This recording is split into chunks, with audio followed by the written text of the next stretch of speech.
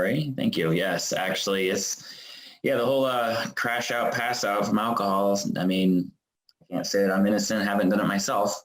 I'm sure most people have, and that's the thing, is that our sleep quality does suffer pretty drastic and substantial from just this, this crash of alcohol. And I'll go through this presentation with you all about, some of the things that I've learned and some of the things that are happening within the body, the human body, and the way it's reacting to, actually drinking. So let me get these slides moving and we can start learning together.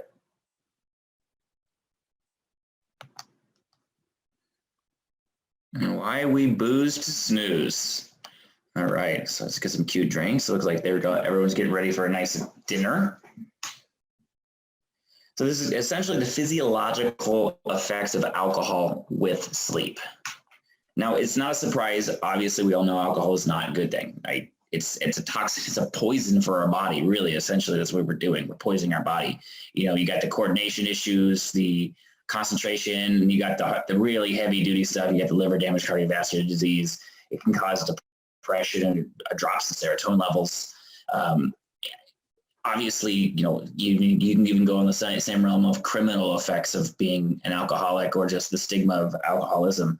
So one of the things I'm going to start with is there's a device that I use to track myself. It's called a Whoop. It's a data tracker. It does sleep. Does a lot of different variables, and so it tracks some very important metrics that alcohol affects on the human body, like heart rate variability, resting heart rate, recovery. Your body is just strained, and how much stress your body's under, and of course it tracks sleep. A lot of people think that alcohol helps them sleep better because, it makes you crash out. And obviously, a lot of people, it takes an edge off and it kind of like relaxes you, but it's not it really affects the quality of sleep, and it doesn't take a whole lot. Sleep is incredibly active. Our bodies are working really hard when we're sleeping. And when you have alcohol in the system, your body has to actually physically work to metabolize this alcohol out through the liver.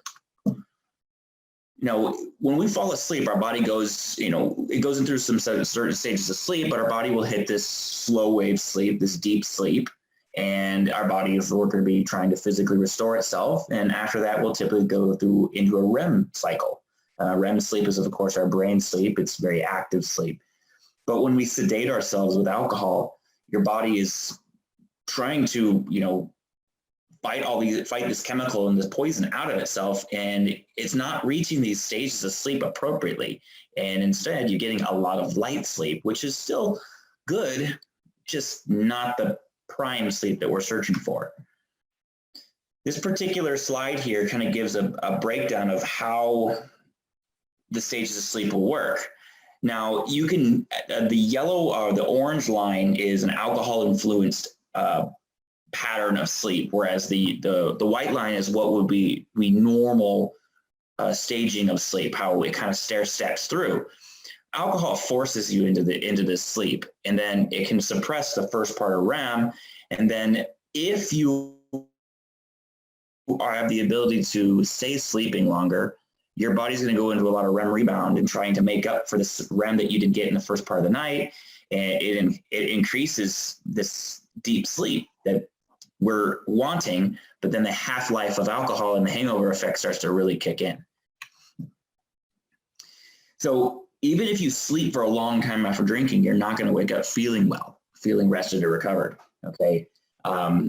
It also has a big effect on our bedtimes. Our bedtimes, our circadian rhythms are also very important to getting a good night's sleep. And a lot of times when a person goes out and say they're drinking or spending time with family, they're staying up later, which is then possibly the next day. They're still having to get up at the same time, so your sleep schedule's off, and you're not being in your regular bedtimes, and your circadian rhythms are getting knocked out of whack. So alcohol directly affects our heart rate, our resting heart rate. So there's something called heart rate variability. It's essentially this waveform here is how long is it taking between each heartbeat. Okay. These are two very important metrics when it comes to rest and recovery, because an increased heart rate and a faster beat, your body's not resting. Your body's working. Your body's working really hard to push this alcohol out of our body. And even a single drink, your heart rate variability can drop by an average of 7 milliseconds, and a resting heart rate can increase by 3 beats per minute after one drink. That's a 12 ounces of beer, or a 1.5 ounces of liquor, or a glass of wine. Your body starts to react quickly to this. Now, alcohol and sleep apnea are a terrible combination. Sleep apnea essentially is your throat's closing down while you're sleeping. It's the soft tissue in the back of our throat and the neck that collapses, pretty synonymous with loud snoring, choking, and gasping. Well, alcohol itself is a nervous system relaxant, okay? It's a sedative. It's a depressant. And even if you do not have sleep apnea, and a person starts to drink, they can start to exhibit a lot of symptoms of obstructive sleep apnea. They can start snoring, choking, and gasping. These are things that can be primed just from drinking alcohol. And now factor in somebody who has sleep apnea, full-blown sleep apnea. And let's say this is a night that you forgot, oops, I was drinking, I'm not going to wear my CPAP. Your apneas could be twice as bad, longer, heavier. Now you're really rolling the dice on restorative sleep. It's not going to happen.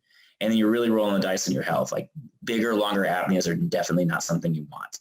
You know, definitely terrible. So how to minimize snoring when using alcohol? All right. Obviously, don't drink. That sounds like a logical conclusion, but what if you're going to do it? Okay. You know, try to eat. Eating obviously helps pad your stomach, and it'll help your body's ability to absorb alcohol a little quicker. And also will cut back the quantity of alcohol that you can be intaking and it can be absorbed. You know, lower alcoholic beverages and stuff like that. You know, you get somebody who, talking to a patient today, and he was bringing up the fact that he feels like he hasn't been sleeping as well as he used to be. And turns out he'd been drinking typically a couple glasses of whiskey before bed. It just so happened to be that I'm doing this talk this afternoon, and I'm talking to him, and I'm saying, well, it's the alcohol's hangover effect. You know, if he was, say, instead of a glass of whiskey, maybe a glass of wine or a beer, instead of something so heavy and so hard as like straight whiskey. Also, if you have a CPAP, use your CPAP. It's never been more of a prime time to be on a CPAP than you have sleep apnea when you've been drinking. Your oxygen level is dropping. Your heart's already having issues with this heart rate variability, and the resting heart rate is increasing. You know, untreated sleep apnea obviously can lead to memory loss. I think alcohol leads to memory loss too. I don't remember, but I think it does. Weight gain also, hope you got that. Weight gain, obviously, from drinking can be a big problem, and then you're spiraling. And then, of course, the manifestations of poor sleep, tired, sleeping at the wheel, reduced quality and personal output, daytime routines, just suffering all around, which is no more different than when you're hungover too. So don't treat your sleep apnea, get drunk, and wonder why you feel like crap.